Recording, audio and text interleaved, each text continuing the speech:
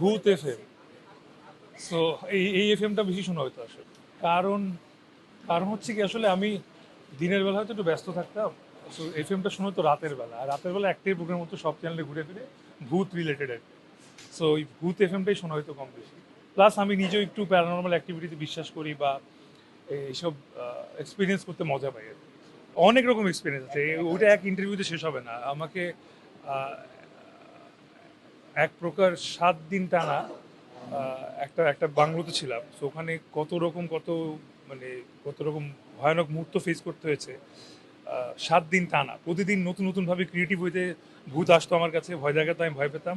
দ্বিতীয় দিন আমি আবার যেতাম ভয় পেতে, এবং আবার ভয় পেতাম। সো না না, ওটা আসলে আমি জেনুইনলি একটু ভীতু প্রকৃতি, স্পেশালি ভূত প্রেতের দিক থেকে। এই যে ভূত নিয়ে বেশি কথা বলছি, বা দেখা যাবে সব যত ঢাকা শহরে ভূত আছে আমাকে ঘিরে ধরবে আজকে। বাট হ্যাঁ, এই যে আমি একটু ভূত প্রেত ভয় পাই বেশি।